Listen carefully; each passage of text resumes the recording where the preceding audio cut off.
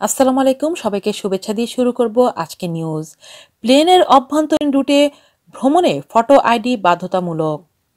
এখন থেকে আকাশপথের অভ্যন্তরীণ রুটে ভ্রমণ করতে চাইলে যে কোনো যাত্রীকে ছবিযুক্ত পরিচয়পত্র দিতে হবে। মঙ্গলবার ২৬শে ফেব্রুয়ারি বিমান বাংলাদেশ এয়ারলাইন্সের মহাব্যবস্থাপক জনসংযোগ শাকিল মিরা স্বাক্ষরিত এক সংবাদ বিজ্ঞপ্তিতে এ তথ্য জানানো হয়। এতে জানানো হয়, বাংলাদেশ সিভিল এভিয়েশন অথরিটির নির্দেশনা মতে বিমানসহ সব এয়ারলাইন্সের অভ্যন্তরীণ ফ্লাইটে ভ্রমণের ক্ষেত্রে সংশ্লিষ্ট যাত্রীদের বিমানবন্দরে বোর্ডিং কার্ড নেওয়ার সময় টিকিটের সঙ্গে আবশ্যিকভাবে ফটো আইডি দেখাতে হবে।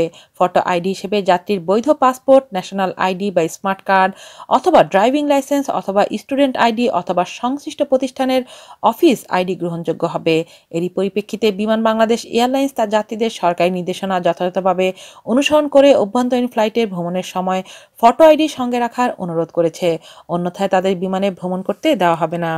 আজ এ পর্যন্তই। ভালো থাকবেন সবাই। আল্লাহ হাফেজ।